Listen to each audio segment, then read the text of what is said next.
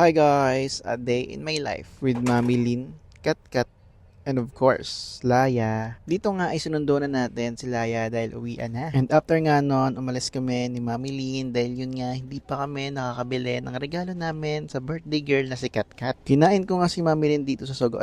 Kumain nga kami dito sa Sogo guys ng pancit bihon na napakasarap nga naman talaga. And ayun, halata kay Mami Lin na napagod talaga siya dahil sobrang sarap ng kain niya dito. After nga namin kumain sa Sogo ay dumiretso naman kami dito sa SM. Dito nga namin balak bumili ng toy para kay Laya at Kat. Tagalan nga kami dito sa pagpili ng toy kaya hindi na ako nakapag-video. Kaya ito, naabutan nyo na lang is magbabayaran na. Mamaya-maya nga lang sa ending ng video guys, makikita nyo kung ano yung binili namin na toy para kay Laya at Kat. Buti na nga lang at nagbibideo ako dito at ayan, cash ni Mami Lin ang ginamit pang bayad. Di pa nga tapos mamili si Mami Lin dito dahil yun nga may naalala siya na sira na nga pala yung payong ni Laya. Buti na nga lang talaga at naalala ni Mami Lin na bumili ng bago. Katabi nga lang ng payong ay yung mga bag na yan. Kaya ayan tuloy, naisip ni Mami Lin na bilhin ulit si Laya ng bag para naman may palitan siya. Mukhang maganda nga yung ideya ni Mami Lin kaya ito, tinulungan ko na siya mamili at ang napili nga namin guys yung Peppa Pig na parang light pink tapos nakasakay si Peppa Pig sa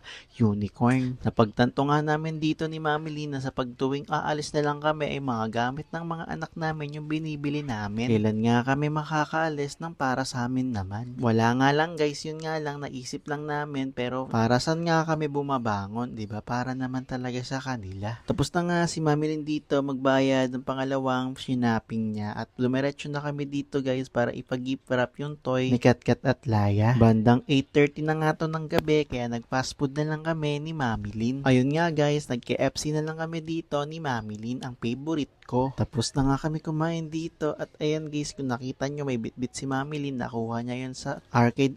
O di ba napadaan pa yan sa arcade habang ako hinihintay ko yung pinabalot namin na toy. Nakauwi na nga kami dito guys at sobrang excited namin sa magiging reaksyon ng dalawa naming baby. Kita nyo ba si Laya guys? Nakaabang na agad. Siguro nga may nakikita siya malaking na nakabalot. Na late nga lang talaga ang pag-gift namin dito kay Kat. Kaya ngayon lang namin mabibigay to at mabibili. Nako guys, sobrang hilig ngayon ni Kat sa mga baby. Gusto nga ata talaga magkapatid ni Kat. Alam nyo ba kasi nung nakaraan nabili namin ni Mami Lin yung sa kanto-kanto lang, yung 150 lang, grabe tuwang-tuwa na agad si Kat.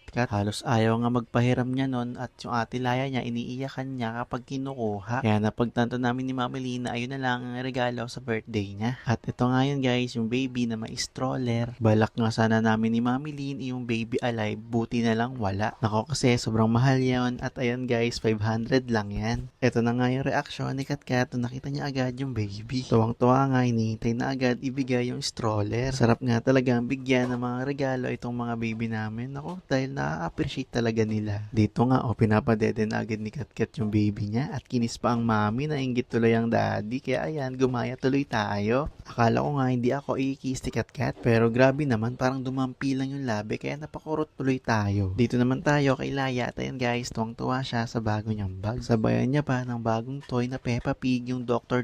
Nako, gagamutin na naman si daddy niyan. Ako na naman ang napiling pasyente niyan guys. O siya, thanks for watching guys. See you next time. Bye!